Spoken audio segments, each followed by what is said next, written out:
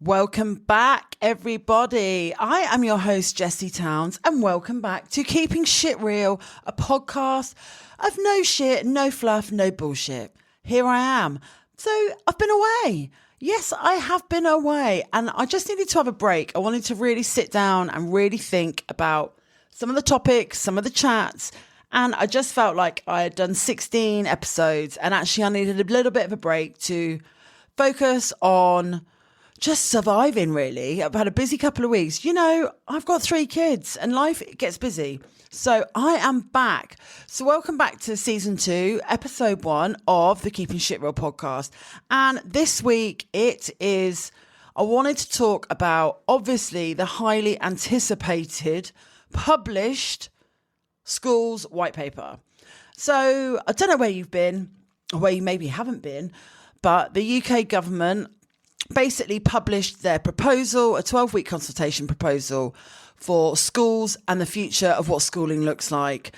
And it is obviously called the White Paper. So what is the White Paper and why has it come? So the White Paper focuses on schools, particularly SEND schools, and it focuses on inclusion.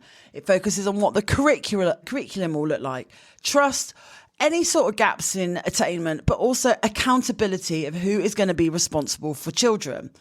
So the policy at the moment is there to shape education really for like the next decade. So we're talking it's a good 10 years. And let's be honest, the structure currently for SEND children in schools needs a fucking major rehaul. Like, let's be perfectly honest here. Now, the White Paper, I'm not gonna lie, there are some benefits to it, but there's also, I feel, quite a lot of challenges that are going to come with it. So some of the key proposals then that were in the White Paper, and remember at the moment, this is only a 12-week consultation proposal, but the rumblings have been going for months and months. So are there going to be challenges? Are they going to listen to parents? And will there be any changes to the proposal? So in terms of SEND reform and what inclusion looks like, the aim of the White Paper, and anybody can read the White Paper, by the way, just go onto the DirectGov website and you can read the proposal. It's a hefty document, but it's also got the tagline of every child achieving and thriving, which is the current government's flagship education policy document. So with that tagline, every child achieving and thriving, hopefully every child should be achieving and thriving, but we as parents know that is not always the case.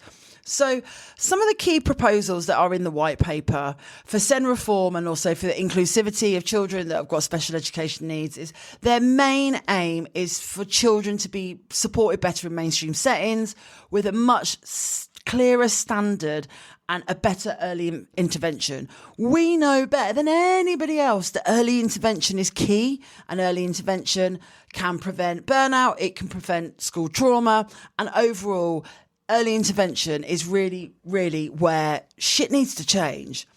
So what they want to do is they want to create sort of a digital individualised support plan. So EHCPs reserved for only the children with the most complex needs. Now, where we define complex is the ambiguity for me that sits uncomfortable for me as a parent to a child who's high functioning autistic, PDA and ADHD. Now, his twin brother, as you all know, has also got ADHD, but he can survive very well in mainstream school. And it's like, where do we define complex when it comes to our kids? Because every child, if they're a SEND child, has a level of complexity with their needs. Now, the government are spending £1.6 billion inclusive towards a mainstream fund, plus an extra £1.8 billion for experts at hand, a service, so i.e. occupational therapist, educational psychologist.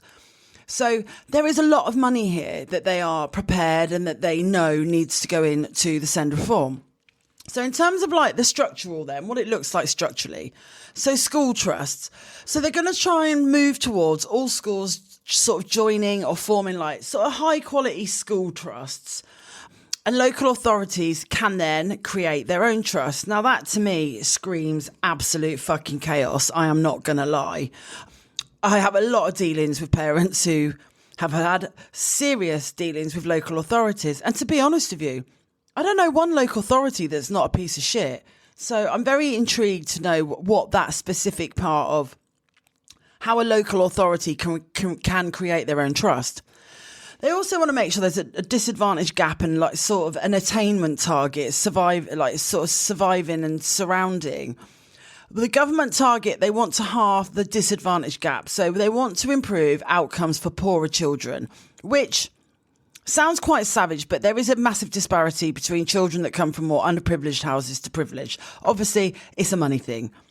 Children that, come from single income families, maybe on universal credit, they are probably waiting a hell of a lot longer than those who can pay for private. That's a fact. But also, they want to really enrich like what the curriculum looks like. So they are hoping to have a curriculum refresh from 2028, and they're going to make it more broad and they're going to make it more inclusive. So, and when I mean enrichment, entitlement, I think they're focusing on like your art, sports, and those real key life skills that are way better for children that are SEN.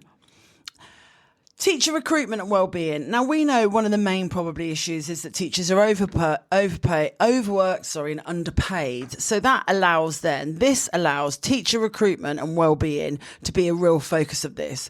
So there is an incentive for retention for teachers to stay.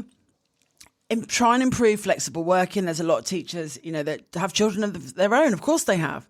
Workload support and also retention payments if schools can retain their staff. So if they have a better work environment, will the teachers stay and they'll get paid for it.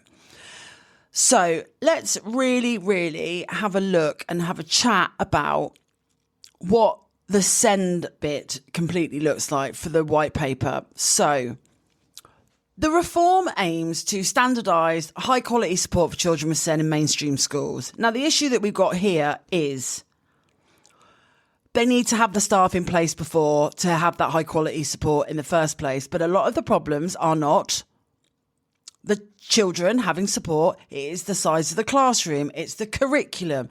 It's what it looks like. There's all these demands around it. So is that completely unachievable? I don't know. Are they going to suddenly split classroom sizes in half again? Doubt it. So is this just a load of shit? Who knows? They want to shift, but the most worrying bit is shifting the focus from EHCPs to early support plans for many pupils. Now, we know an EHCP is a legal binding document, but is an early support plan, will that or will that not be a legal document? They want to really, really improve any accountability to reduce any sort of conflict and disputes, which we know there are a lot of conflict and disputes about early intervention and about EHCPs even being sort of processed and started from the mainstream school. Now, I say this, I don't want to sound like a Debbie Downer, but there are some benefits to this. And it may just mean that overall, schools, mainstream schools are more inclusive because they will have better early support. It doesn't mean, though, that that a child can survive in a mainstream school. I do like the fact, though, that there's going to be more accountability for inclusion and consistent expectation just generally across schools. I mean, fucking hell, we need it. I look back when I was at school, all these kids that were naughty, they weren't naughty. They were just undiagnosed. And hopefully it will improve the outcome if specialists are available inside schools. Now, the only danger that I feel with this is that it will be, well, we've got the support in school. It's either that or nothing. And then what will the early support plan look like to support a child that even this, if the specialist support is not working inside that school, what then does this look like? I think a lot of the challenges that they are going to that are going to come from this are that if there's no legal protection around individual EHCPs, then we are going to have a serious fucking issue on our hands here. We are probably going to have way more kids out of school if an EHCP isn't legally protected.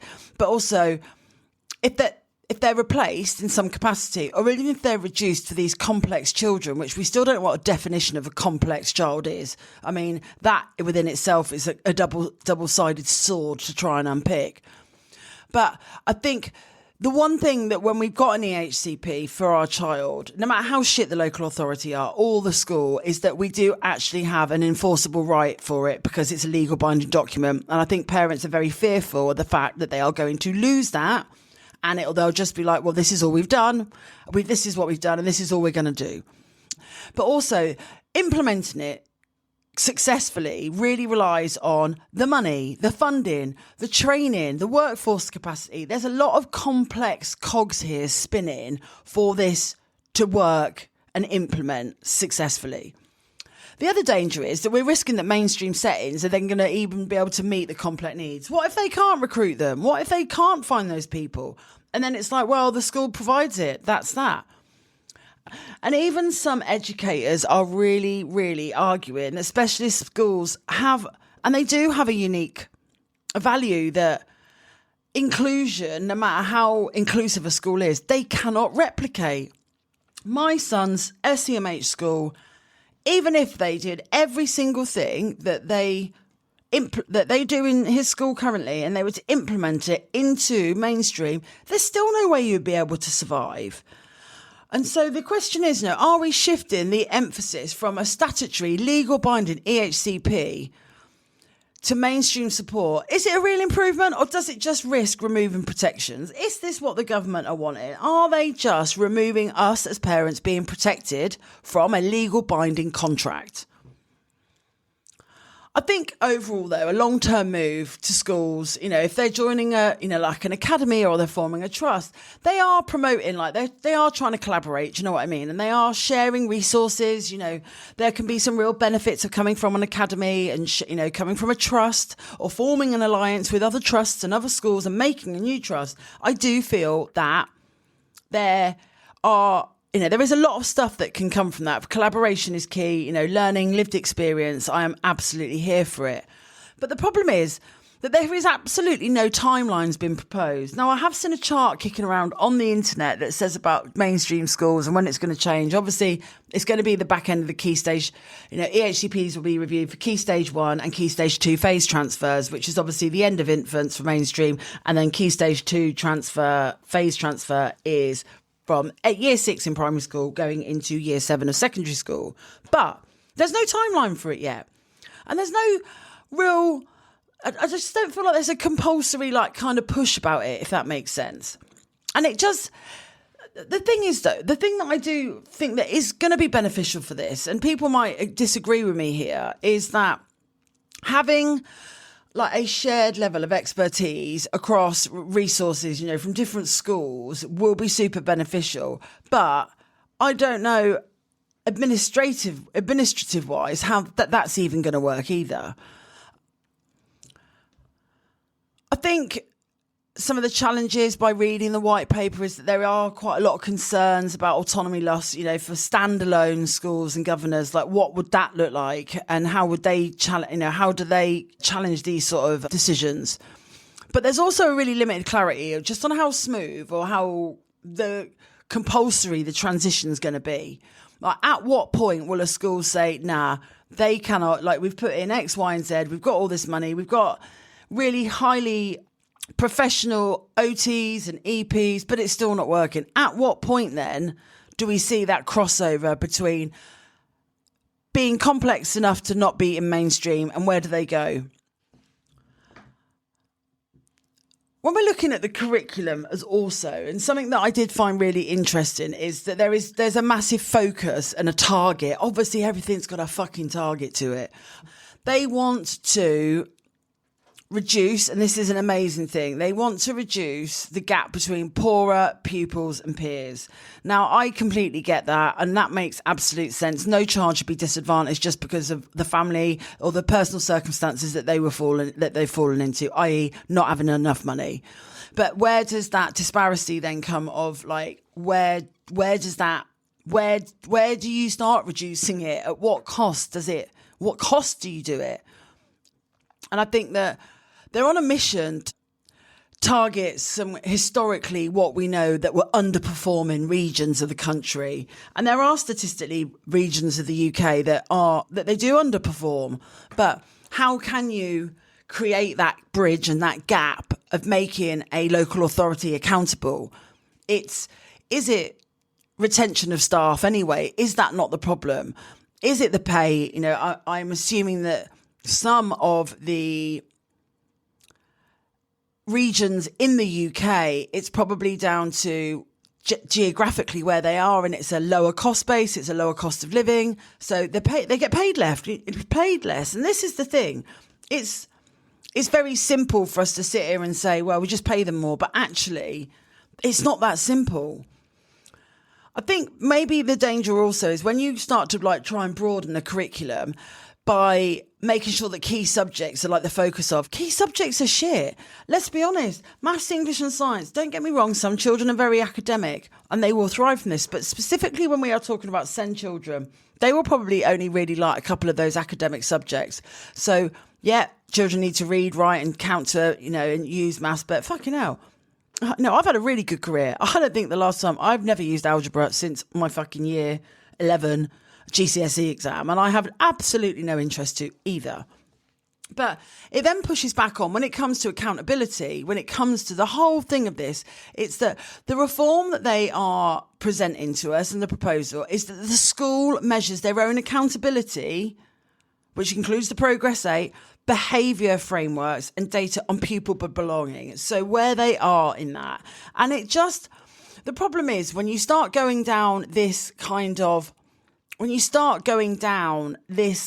pathway, it becomes very, very structured to the fact that it's still behaviour frameworks.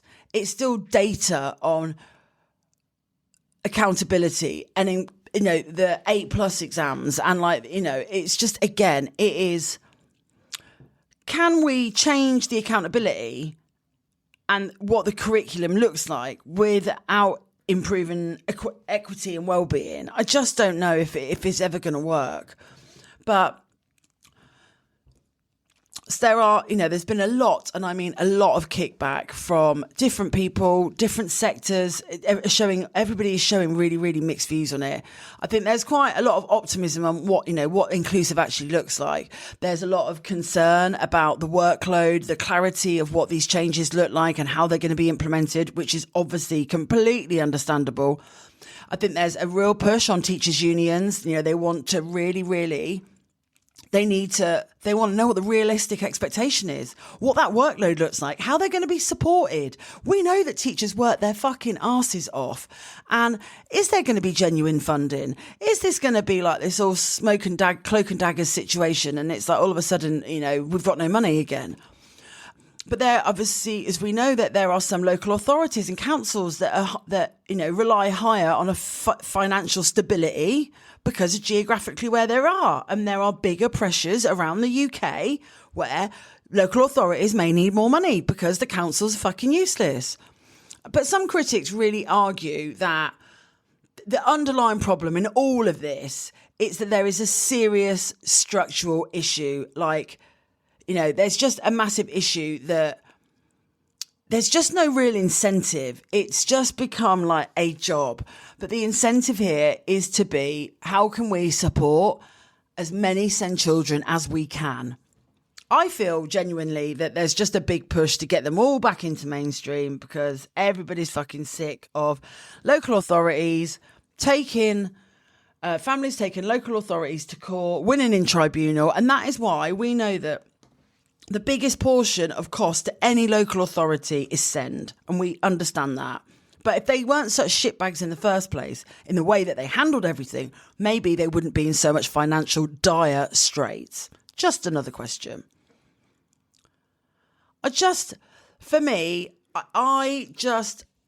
What is the outcome going to look like? How is the outcome? What would it look like? How happy would we be? I mean, I damn right know that my son is not going to be able to cope back into a mainstream school, even with EPs and OTs and regulation breaks. It's just not going to work. For me, it would not work. But does my son, does he fall under what we're defining as complex?